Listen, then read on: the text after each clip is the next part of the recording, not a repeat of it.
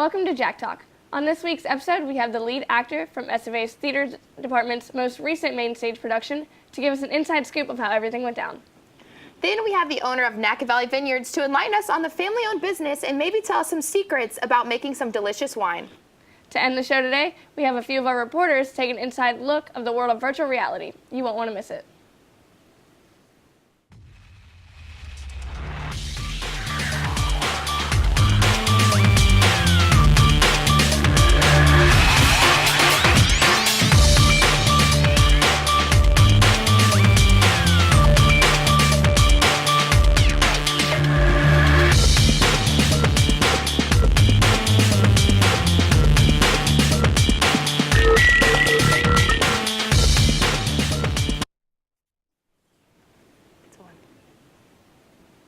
SFA School of Theater's most recent main stage production was Oklahoma. The musical ran from November 6th through November 10th.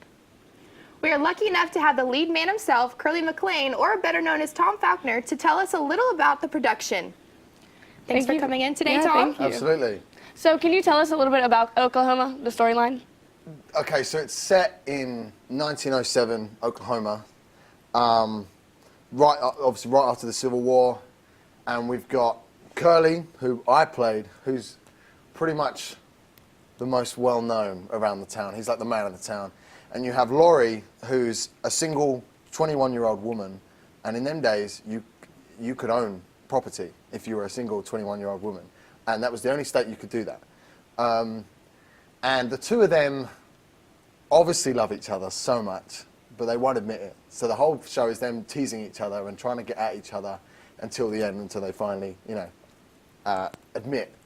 And there are lots of characters that come in the way, like there's a character, Judd, who Laurie uses to sort of get at Curly, and then he becomes a problem in terms of their relationship. You have another love story that goes on underneath their love story. So there's a big mix of things going on. Sounds pretty intricate, very detailed. It is, So yeah. you were the lead role. Mm-hmm. Did you have any more pressure to kind of get ready? How did you prepare for that? The hardest part was probably the style of singing I had to do. I'm actually a singer in a metal band, and I had to sing completely different. I had to sing traditional operatic sounds, but like thanks to the teachers that we had and the production team that we had, it was so not easy, but so well done that I was able to sort of change that. Also the accent as well, I had to do like a real southern accent. I think coming to Texas helped with that. But yeah, so I think, but pressure-wise, yeah, I suppose I did feel it. Especially because I'm not actually a student here. I've come from overseas. So yeah, there was a little bit of pressure, but I think there's always going to be anyway. So how did auditions go for you? Since you're not a student, how did that kind of work out? So we got sent the audition material about a week before I'd come here. So I had to, rush around trying to find songs, because the first audition is just a song, like 30 seconds of a song, which is not long at all. It's like 16 bars or something like that. So we went in there, we'd done the song, there's a pianist there, you give your sheet music to the pianist, and you do the song. And then our director, Angela Baccaris, at the time said to me, can you do an American accent?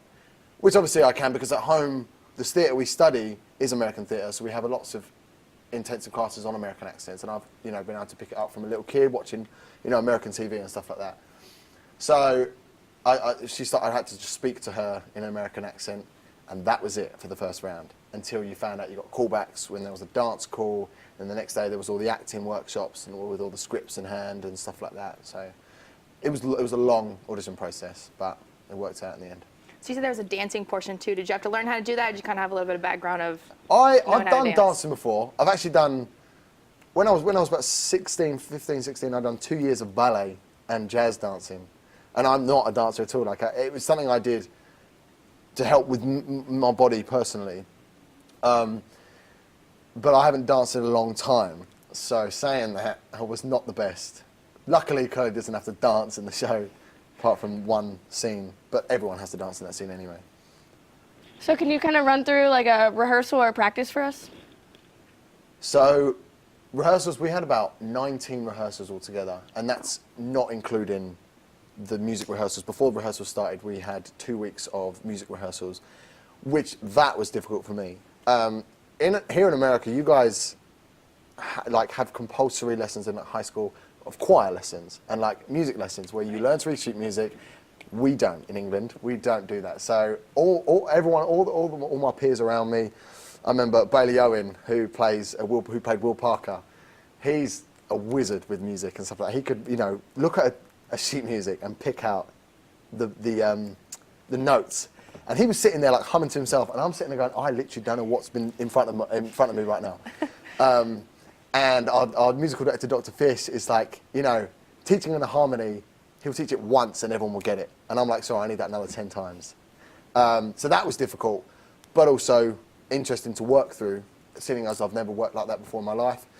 And then we started proper rehearsals, and rehearsals we were rehearsing nearly every night, except from Saturdays. For like 4 hours a night, for a good sort of solid 3 weeks until we got into the theatre, when it turned into every day in the theatre, every night. Tech rehearsals and long, it was long. Long story short, it was long. So quite a few practices. You said you got the script a week before you came here. How long have you So guys we got actually the audition been... material a week before. Oh, The okay. script we got Right. when we got the part. So by that, yeah. So how long did you have to like prepare? How long of a process were the rehearsals and everything? Like months, weeks? A matter of a month and a bit, I'd say. A month and a bit. And it was a long, it seemed really long, but now it's done. It's like, wow, that went by so fast. Which I think is the same with everything. But I think we knew the intensity of, because the main stage before was Sweat, and that had about 23 rehearsals. That had finished, and then they were going off to the competitions.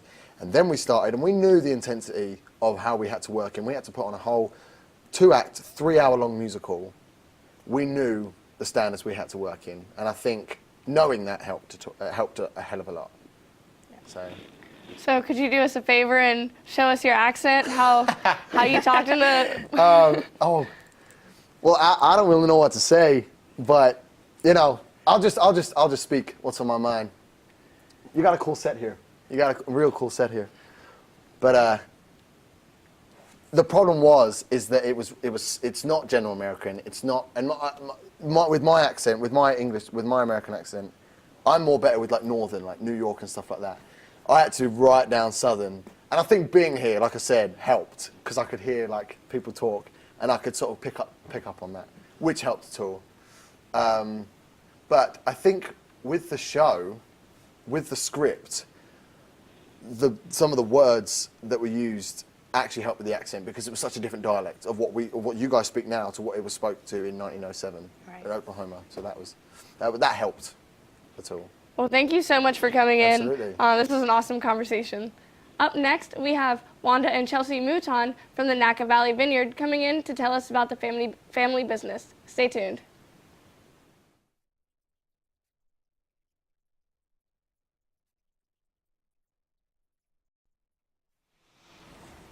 Welcome back to Jack Talk. We just got done talking with Tom Faulkner from SFA's production of Oklahoma.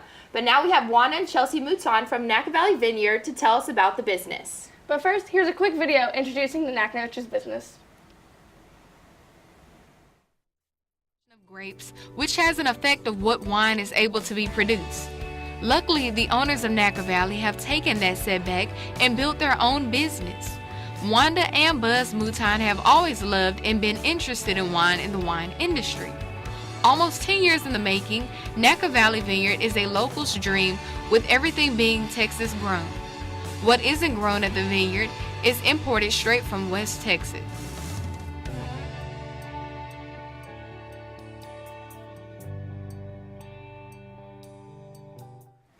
Well, thank you so much for coming. We're super excited to talk to you guys about this.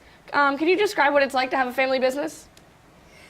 Well, it's been wonderful. We've been in operation for 2.5 years. We got our license 2.5 years ago, and actually the winery itself has only been open for 1.5 years. We had to build the facility before we could actually open it. But it's because it's family owned, it's comprised of five of us, but 4 really are only the owners. The other is our daughter, who is away in graduate school. But the owners are, of course, me. I'm Wanda, and my husband Buzz, who is the vintner. Chelsea is the viticulturist, and she's the horticulturist, and she does the landscaping also, and also the sales. And then my son is the more or less the production manager, and also the overall building and property manager. So it's a family-owned. You and your husband, how did you get the idea to start a vineyard? He started making wine when he was a pretty young age. Messed up his mother's kitchen with exploding red wine everywhere, but she was patient and let him do it. He made his mistakes over the years, and he's just always had an interest in it.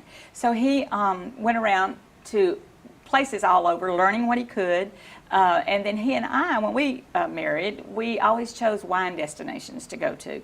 We loved to visit wineries, anywhere we could find a place that where wine was made, California, France, anywhere that we could go.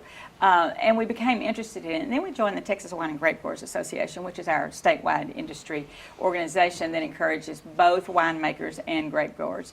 And we went to conferences, learned more about it, talked to people, made mistakes, learned by doing. It was really experiential learning for us. While we were working jobs, by the way. This was all on the side. This was just a passionate hobby of ours. And my son, Scott, came home from college and encouraged us to start it. He said, "You've been talking about this for years." We were at that point retired, and we jumped in and said, "We're going to do this." So we started the business then. And Chelsea and Scott came on board. They've always been a part of it, but they were shortly after that we started it. We sat down one night at a local bar in Nacogdoches and made our plans on a napkin. And actually, we followed through with what was written on that napkin. and it has become the reality for us. That's amazing. It's like a dream as a whole family. Chelsea, what moment were you like, okay, this is what I want to do too, follow the family business? Pretty early on, mine and Scott's first date, we didn't know it at the time that it was going to be our first date, but our first date was actually taking soil samples out in the vineyard. So, and I met Wanda and Buzz that day too, didn't know I was meeting my in-laws. But so pretty early on, my background being in natural resources from SFA, it just all sounded really exciting, and so just pretty early. Can you kind of give us a rundown of what your duties are at the vineyard?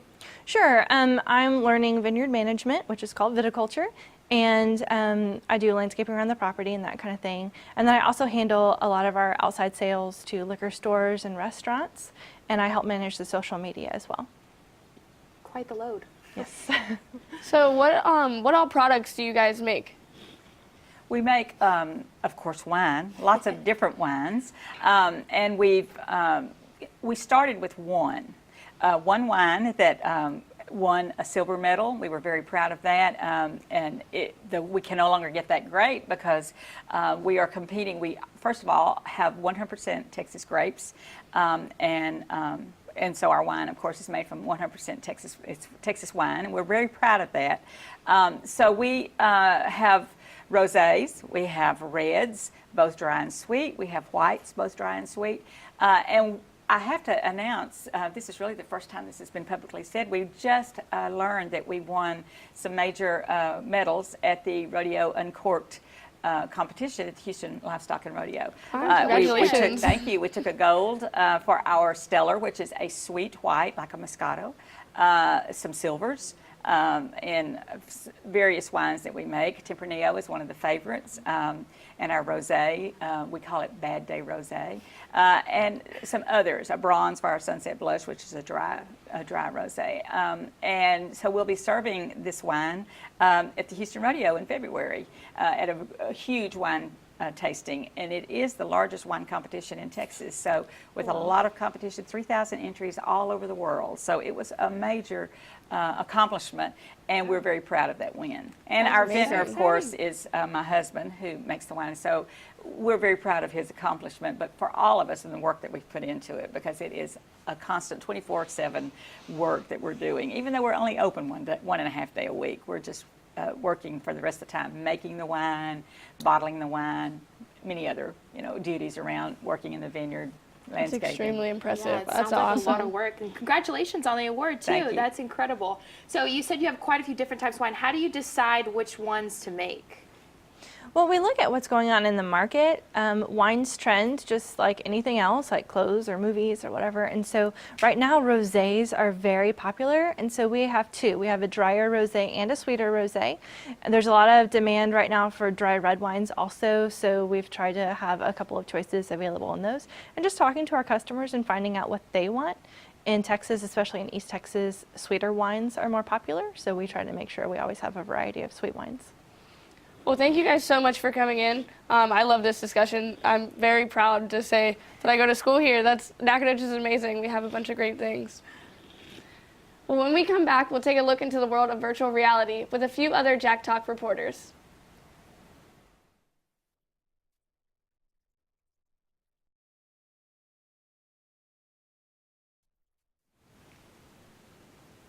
Welcome back. You're watching Jack Talk, and right now, we're going to see what reporters Jordan Schaefer and Dominique Haynes got to participate in when they have opportunity to check out some virtual reality and 3D printing. But before we go, Asia, you actually got to do some 3D printing previously, correct? Correct. In high school, I took a bunch of engineering classes, and they just opened up this whole new program for my school, basically, and bought us 3 3D printers, and we got to learn how to use them, how to program them. It was crazy. I used to be able to. I mean, back in my day, back in my prime, I used to be able to make phone cases. Like I made phone cases for my iPhone. I made just. Someone made a Rubik's Cube in my class. It was the craziest thing. You can do anything with them nowadays. That's awesome. I feel like I kind of want to check it out. A Rubik's Definitely, Cube? yeah. I don't know how. I can't even didn't solve do one of that. those. So imagine 3D printing Making them is one? just Too much too much for me. But let's go and take a look at what our reporters got to take a look in the field with. It's open from 8 to 5, Monday through Friday, and it's free and available to use for all students. We have 4 Oculus Rift stations, 2 stand-up HTC Vive rooms, and free 3D printing stations. Virtual reality is an interactive computer-generated experience that takes place in a simulated environment. It incorporates mainly auditory and visual feedback to make the experience fun and entertaining. In addition to this, the center also provides free 3D printing for the students to use. Shelby Lachlan had this to say about the process. So the process for 3D printing, we use a database called Thingiverse, so you would go in there and find the model that you'd like to print, or we have a program on the Oculus Rift called Medium, where you get a virtual blob of clay, and whatever you sculpt on there, we can transfer over to those computers and 3D print as well. She then gave us a brief description on the Oculus Rift devices.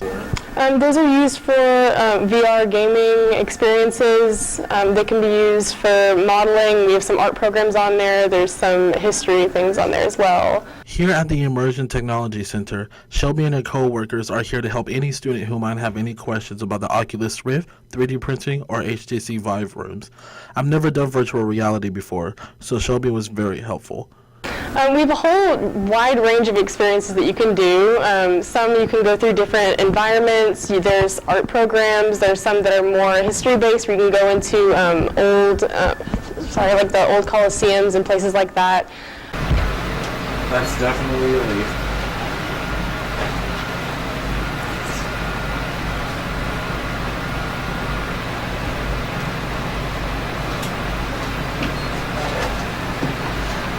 I had no idea where to begin with all these different programs. Luckily, Shelby was there to give me some suggestions on what to do. You could kill zombies. I don't know, you could defend a castle like an archery game. Is that Star Wars? Star Wars? Hold on, I can't see what you're saying. I noticed that there was a short Star Wars program that people could play, and as a Star Wars fan, I had to play that.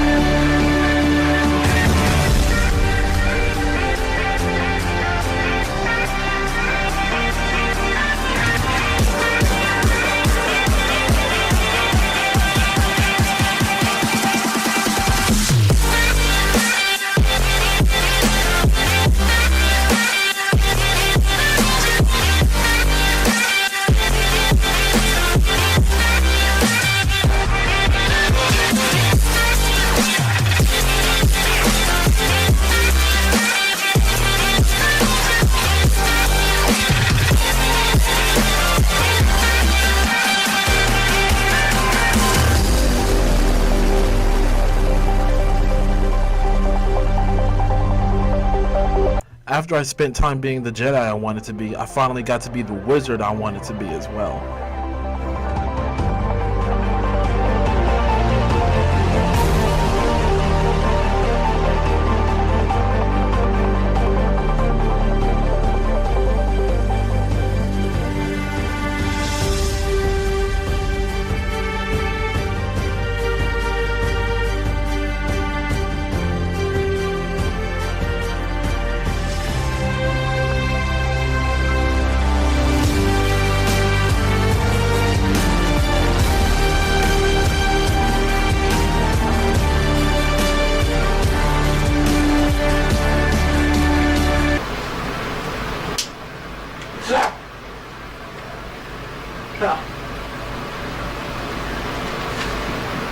Ooh, better sword. When I need that.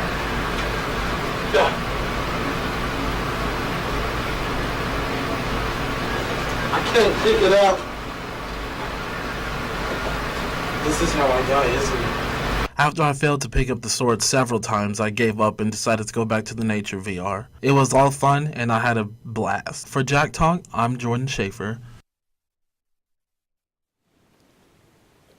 So that seems really cool. I've got to 3D print, but I've never been able to check out virtual reality. I've actually done virtual reality, not here at SFA, but I did it just at home. The little like basic ones. It's not as intricate as what we just saw for sure.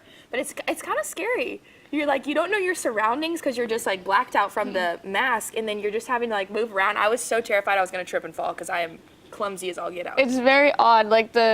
I can only imagine. It's like you're still doing it, but you're not doing it, but you're in it, but you're not in it. It's a lot of mind games, I feel like. It's like a completely different world, but I feel like that was really intricate. I'd be interested to check that out. Yeah, for sure. We can do it. You can do it at the library, correct? Yeah. Yeah. Yeah, at the library. That would be absolutely awesome. I think I'm definitely going to head over there. So, yes, if you're interested in checking it out, you can head over to the library. The lab is open Monday through Friday from 8 to 5. That's it for this week's episode of Jack Talk. Be sure to tune in next episode to see what we have in store. Thanks for watching. I'm Macy Meyer. And I'm Aisha Dove. Have a great day.